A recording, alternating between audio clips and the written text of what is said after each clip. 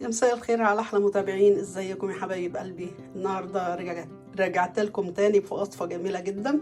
اللي هنعمل مع بعض الكنافه اللي هي الصيامي، اللي هي ساده من غير حشوه. هنعملها مع بعض. هنعملها بطريقه حلوه خالص موفره. بنص كيلو كنافه عملنا الصينيه الكبيره الجميله دي. بدل ما نروح نشتريها يا جماعه من بره بالشيء الفلاني، هنعملها مع بعض في البيت بخامات موجوده كلها في البيت وسهله جدا، يعني مش متعبه ابدا، والنتيجة تحفة.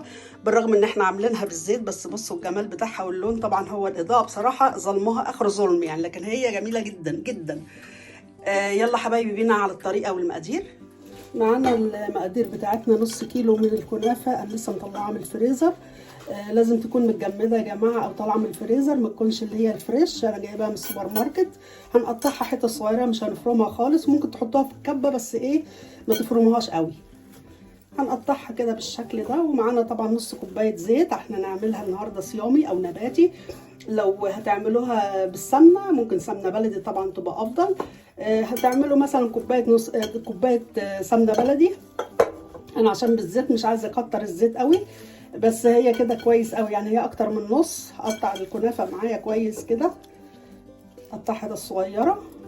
ومعانا معلقتين او 3 معالق سكر بودره، هقطعها انا وارجع لكم تاني. اهو بعد كده هنرش السكر البودر، وندعكم كده مع بعض قبل ما نحط الزيت برضو. الزيت بقى من الماده الدهنيه وندلقها كده على الكنافه بتاعتنا.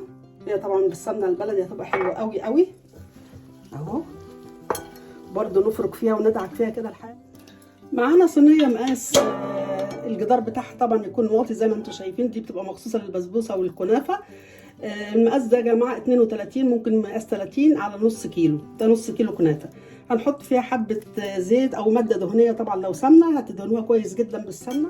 هنحاول نخليها يعني في سمك واحد، نحط كده ونساوي. النهارده هنعملها ساده. لو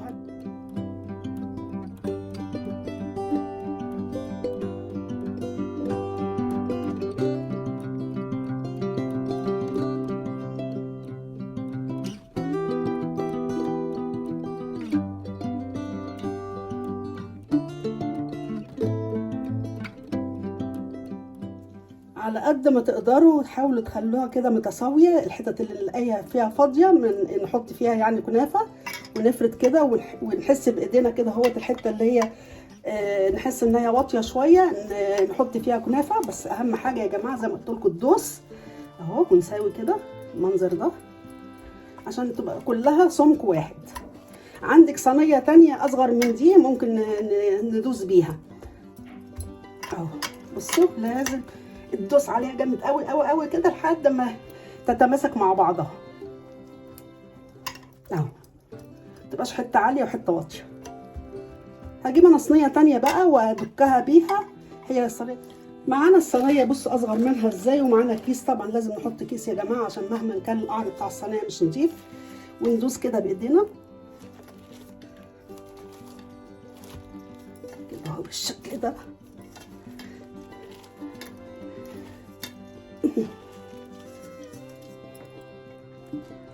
بص بقت ناعمه ازاي. برضو ننزل كده الاحرف دي كده اهوت عشان ما تتحرقش على قد ما نقدر. كل الاحرف دي ننزلها كده.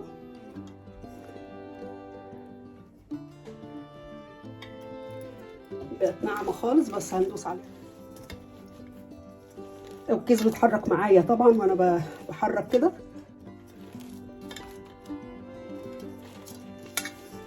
بس كده ايه رايكم بقى؟ بس منظرها بقت جميل ازاي وناعمه.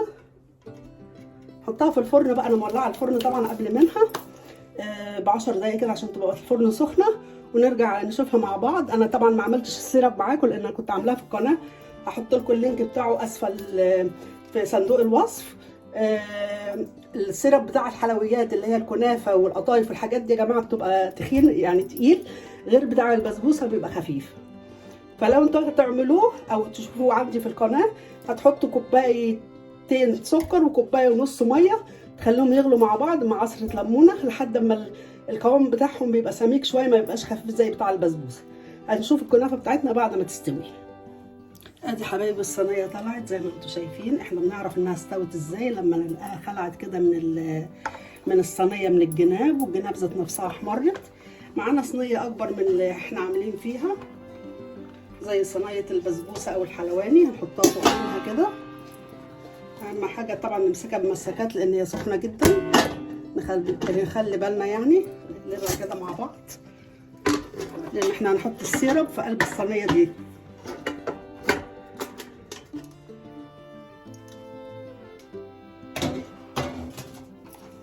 لو حاسين ان هي نيه من تحت تاني ممكن نقلبها في قلب الصينيه تاني ونحطها. يعني حاسه اللون بتاعها مش محمر قوي، هقلبها تاني في الصينيه واحطها في الفرن تاني تحمر الوش. ادي حبايبي الصينيه بعد ما قلبناها بقى اللون الجميل ده. معانا كوبايه من السيرب اللي انا كنت عاملاه معاكم في القناه. بصوا قاعد لحد دلوقتي بقاله يمكن 6-7 شهور بس حطاه في التلاجة طبعا. قاعد باللون بتاعه والسمك، ولا سكر ولا اي حاجه. معانا كوبايه طبعا من السيرب اللي انا عملته قبل كده، هنحطها. هو طبعا السيرب ده ساقع جدا مطلعاه من التلاجة، هنحطه على الكنافه بتاعتنا. اهم حاجه بس نسقي كده كويس كله كده، ما يبقاش في حته محطوطه وحته لا. الكنافه بتاعتنا سخنه والسيرب ساقع. اللي بيحب العسل اكتر من كده يزود، يعني دي حاجه ترجع لكم انتوا. بص السمك بتاعه في منتهى الجمال اهو. هنوزع طبعا السيرب على الحتت اللي ما فيهاش كده اهو، كده بالسكينه على كل حته ما فيهاش، ونسيبها لما تهدى خالص يا جماعه. ما حدش يقطعها خالص وهي سخنه دلوقتي. السيرب بتاعها عامل زي بتاع الحلواني بالظبط، جميل جدا جدا جدا. ولازم السيرب بتاع الكنافه يا جماعه يبقى بالسمك ده، ما يبقاش خفيف اهو. اللي حابب يزود بقى، بيحب الحاجه مسكره قوي يزود. بص شربته ازاي على طول.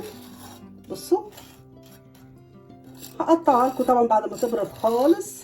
لونها هنبدا نقطعها مع بعض. بس ايه رايكم بقى في لونها وشكلها؟ تحفه بجد، تحفه، بالرغم انها صيامي ومش حاشين فيها اي حاجه. ارجع لكم تاني بعد ما تبرد خالص.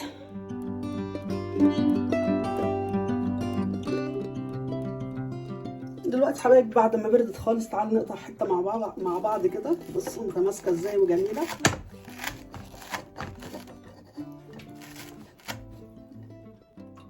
اللي حابب يا حبايبي يخليها تبقى سميكه عن كده ممكن يحطها في صينيه اكبر من كده، اصغر من كده سوري. هنشيل حته كده نشوف مع بعض. بصوا الجمال ده، بصوا قد ايه جميله. بس هي طبعا السمك بتاعها قليل شويه، بس انا حباها كده عشان خاطر تبقى مقرمشه وحلوه. اللي حابب يبقى فيها من جوه طريان اكتر من كده، لكن هي بصوا مقرمشه ازاي. انا بحبها كده يا جماعه. اللي حابب يخليها تبقى طريه يحط في صينيه اصغر من كده اهو. نحطها في الطبق بتاعنا.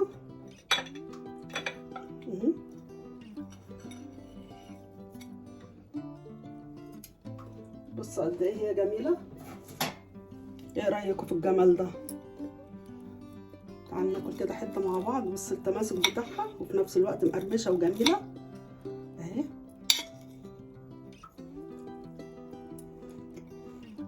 تحفه. سامعين طبعا صوت القرمشه بتاعتها،